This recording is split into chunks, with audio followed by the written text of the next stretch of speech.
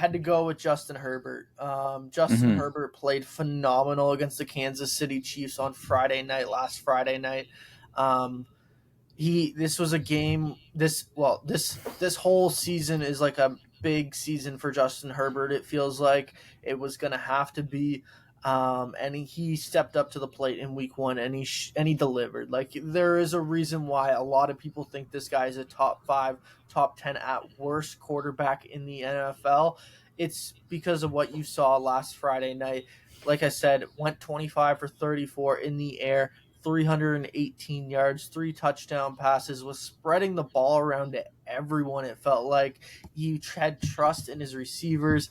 He built chemistry with a couple of receivers, more so Lad McConkey again. But Keenan Allen coming back, Mr. Reliable, Mr. Third Down. It just felt like a natural fit once again, that natural trust, I would say, between Allen and Herbert. Herbert just looks so comfortable calling the game, and looks so comfortable reading the defense and making decisions quickly.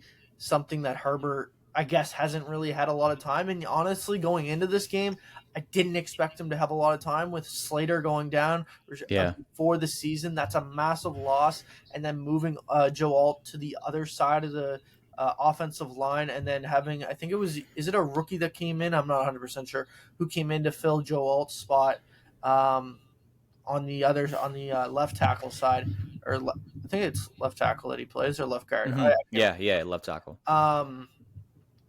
So massive props to everyone, but especially Justin Herbert. I was super impressed with.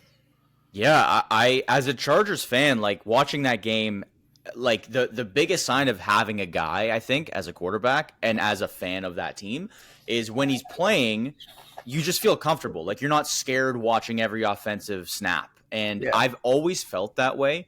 But there was something about his demeanor and his performance on Friday night, especially against the Chiefs, who they haven't beaten. He hasn't beaten.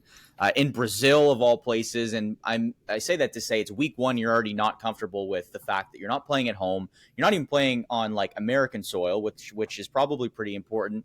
You're already out of sorts. And he just commanded the game. Like you said, he spread the ball around. Somehow Quentin Johnston was making catches, ended up with 2 touchdowns. That's probably more of a culture thing that Jim Harbaugh has brought. But I think the defining play, you touched on the defining play for Justin Fields. For Justin Herbert, a bunch of Justins obviously having great weeks. You're going to have to come up with a big performance here and the next rest of this podcast, Justin, to kind of replicate your fellow namesake. That third down play to obviously end the game at the end, just under 2 minutes, where there wasn't a lot of, like, he had a bit of time in the pocket. He didn't see what he liked, and he made the run for 19, 20 yards. Yes. Yeah. And was like, that was such an opportunity where the Chargers have lost that game every year, 2 or 3 times a year. And I've been on that side where I'm like, man, like, you can't let these kind of games go, especially if you're up by a few points, 1-score games. You can't give Patrick Mahomes the ball back, even if no one on the offense is playing other than an older Travis Kelce.